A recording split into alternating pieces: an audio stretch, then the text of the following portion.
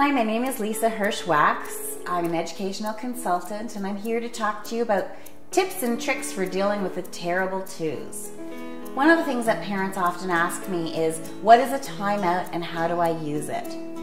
There are times for a toddler as young as 18 months, as old as 3.5, where you're going to find that you are just butting heads.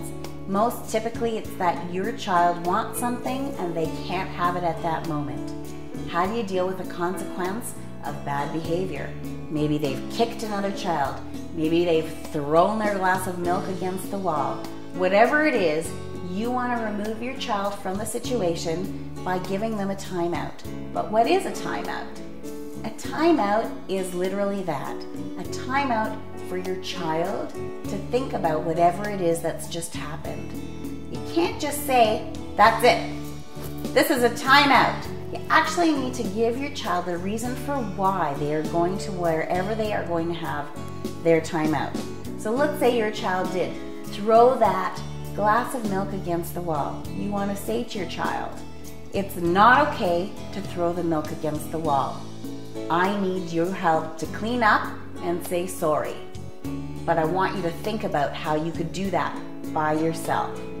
Then take them to wherever their room, a chair where it's quiet, wherever it is, and you tell them, you need to sit here and think about that for just a moment.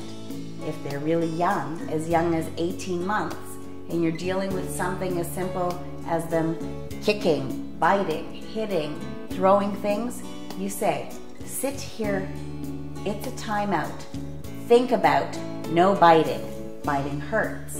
When you come back to your child, you're going to ask them, why are you sitting here? Do you remember? Because once the timeout is done, you just want to quickly debrief. For a young child, a timeout can literally be as short as 2 minutes long.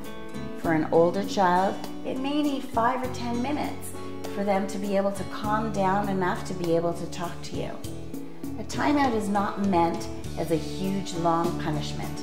A timeout is a quick fix, a quick think about what you've done, and then afterwards debrief and plan, what could we do differently next time? My name is Lisa Hirsh-Wax, and I hope these tips and tricks have helped you to deal with your toddler tantrums and to learn about what is a timeout.